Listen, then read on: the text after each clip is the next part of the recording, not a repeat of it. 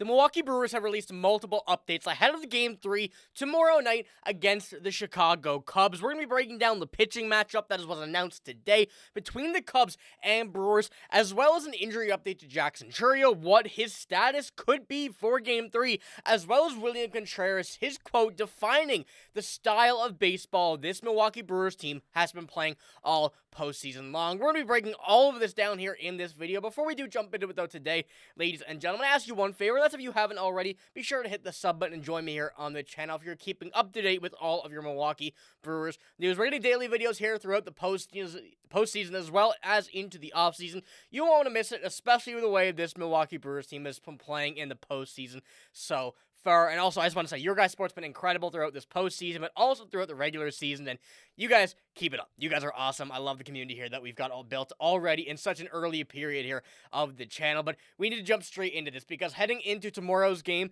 after last night when I made that very, very late video, and ultimately pretty much this morning, the Brewers did release their pitcher for Game 3 after said game, and this came out from the Milwaukee Brewers a couple hours ago, confirming this and what we've been kind of expecting for Game 3. Quinn Priester has been named the Game 3 starter, and of course, this is a massive opportunity for the kid here coming into this game, going into Game 3 where we now have a chance to go into the NLCS, get the win here, and ultimately move on.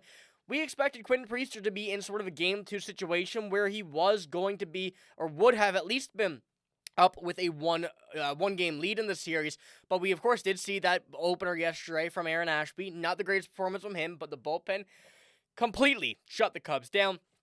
And going into Game 3 now, Quinn Priester's given an even elevated role heading into this. And from what we've seen from him this year, I mean, these numbers are amazing. I feel like I don't need to go over it once again because we all know how good he was and how good he really was, as a lot of people didn't actually realize for, or outside of the organization, I should say, and outside of our fan base, but he's been someone that over this past year has been incredibly consistent. But one team that he hasn't had the most ideal season against is actually the Chicago Cubs. And when we go into it and take a look at his appearances versus the Cubs this year, of course, you see there on, the last three games, I should say. His first appearance was a 14.54 ERA, 4 strikeouts and 6 hits, 7 runs in 4 1/3 innings. Certainly not the ideal scenario from him there heading into early part in the season, but he toned in and dialed in quite a bit after at the end of it. You see that second game there in July 29th. 5 2/3, 8 hits but only 2 runs, 3 strikeouts,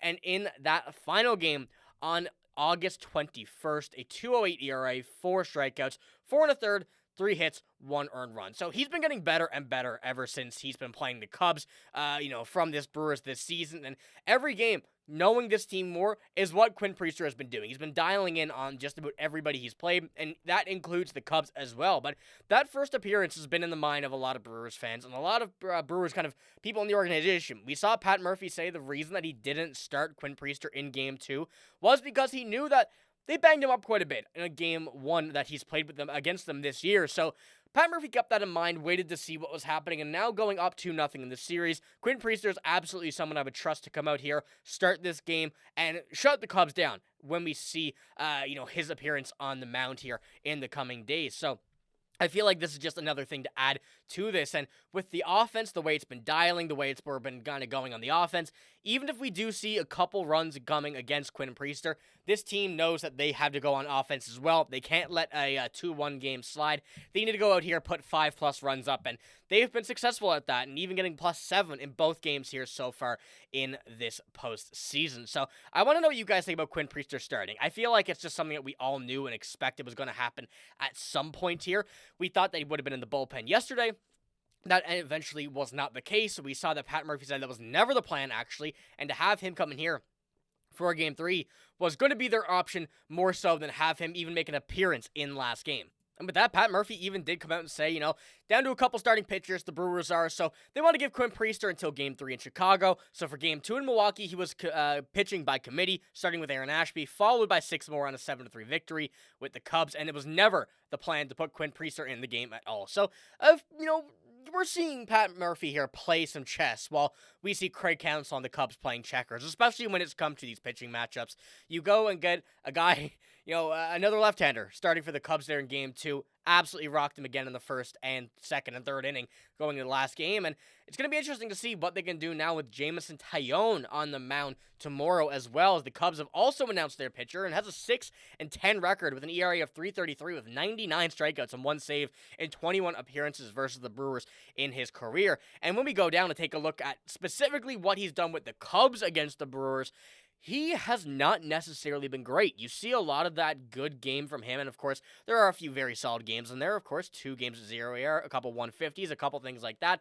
But you see some very high numbers as well. 450, not really, I should say, super high there, but not really low. An 11.25 again earlier in this season with a pretty good game coming in August as well against the Brewers. So it's going to be interesting to see which kind of Jameson Taillon the Cubs bring against the Brewers and what kind of Cubs team really does come out in this game 3 against the Brewers at Wrigley, knowing that this team is a good home team. And, of course, they're a good team regardless. But the fact that we've been seeing them come up short, quite a bit short to this Brewers team, is going to be an interesting kind of thing to bring against this Brewers team in Game 3, especially with the lineup that we currently are standing with and how things are going to play out. So I want to know what you guys think. What is your prediction of the score for Game 3? Are we thinking something, along the lines of this, and not necessarily a score in specific, but how do you think the offense is going to compare to the pitching in this game? Do you think we're going to see a matchup between Jameson Taillon and Quinn Priester on the pitching side of things, or do you really think we're just going to see something along the lines of another domination as we have before? And I know it's kind of an open-ended question, but I'm genuinely curious to see how the fan base right now is kind of thinking heading into this game and how a lot of other people are thinking, because, I'll say right now, I'm very confident heading into this game. I know there's still a lot of baseball left to play, not even in just this series, but in the rest of the postseason.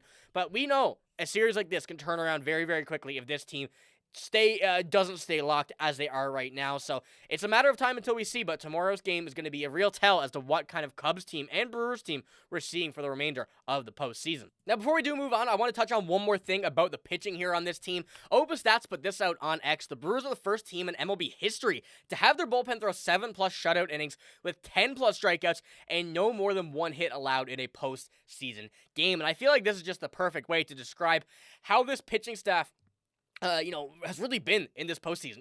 Apart from Aaron Ashby, of course, who didn't start the game out great yesterday, this team has been absolutely dealing. And we saw yesterday, as I mentioned in last night's video, or I guess this morning's video, very early after the postgame, of what pitchers we still have left, and we still haven't used Quinn Priester. We still haven't used a couple other names, and it goes to show how deep this Brewers bullpen is right now and how much they're really willing to go and put out on the line with their pitching staff. As we saw Pat Murphy say, all hands are on deck. So whether that means Freddy Peralta, whether that means Jose Quintana, who is in the bullpen, there's a lot of open options for this team to continue going with, and we may even see, as we did last night, another Trevor McGill and Abner Uribe in a game that, may not even be close. We know that all hands are here to shut out games, and that's what we're expecting. So let me know what you think about that there in the comments below. But I do have one more update regarding this kind of team before we jump into that William Contreras quote and kind of going over how this team has been. Jackson Chourio did leave last night's game in the 9th. He went out, put Brandon Lockridge in left field for a pinch hitter. A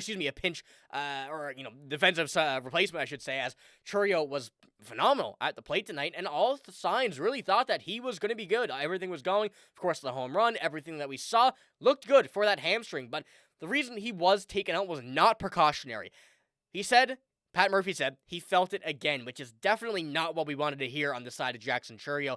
So Chourio's day will be very light at Wrigley. Day-to-day is kind of what they're assuming. Now, whether that means he is out for tomorrow's game is still yet to be determined. But when it comes down to where we are and how things have been really playing out on this front for the Brewers, I'll be curious to see whether or not they play Jackson Chourio in this next game. And as we saw the lineup come out from the past 2 games be the exact same, if Jackson Chourio still remains in this lineup, I think that we may see him in a DH position, maybe move Yelich back out to the outfield. I think that they don't want to get Chourio too much action out there on the field, and I think at the plate, it's still a big question as well as to whether or not he will be able to confidently go out and still swing that bat. It looked great yesterday, and we know that even though the injury is still there and he looked good, this is something that can flare up, as we saw last night, at a very quick notice. So I would be very careful about what they do with Jackson Chourio here, especially with that flaring up once again.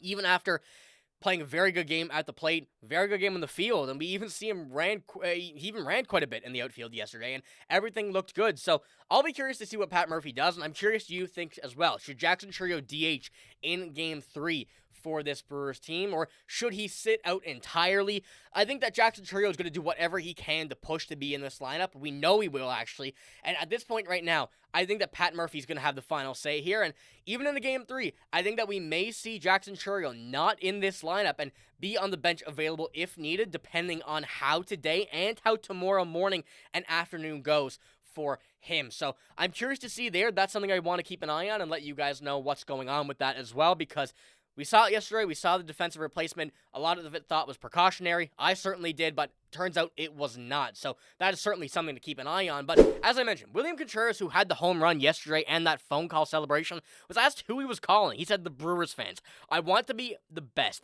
I want to be the energy for the team. It is showtime. And this, I feel, has been the definition of what this Brewers team has been playing like. When we saw that 14-game win streak earlier this season, the Brewers are playing exactly like they did then. And back then, the Brewers had zero sign of losing. That's very reminiscent of what we're seeing from this Brewers team right now. And I think they have the same mentality, the same mindset going into this as they did in that streak, that they feel unstoppable. Even after these 2 games, they're not getting ahead of themselves because, as we've seen in interviews from not just the team, not just the players, but Pat Murphy as well, they're keeping this mellow. They're keeping it tame. They know the situation they're in. They're not getting ahead of themselves, but they're enjoying the game. They're having fun, and that's what they've been saying.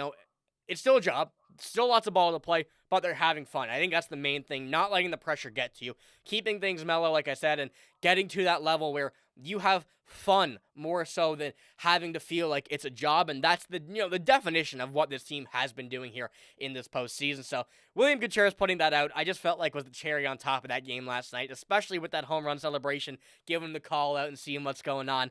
But we have to wait now to Game 3, and once again, I'll have a video coming out tomorrow before the game once again, and another post-game likely after the game, so be sure to stick around for that if you're looking for all of your Brewers news. But I want to know what you guys think about these topics here today. First of all, the pitching matchup heading into tomorrow.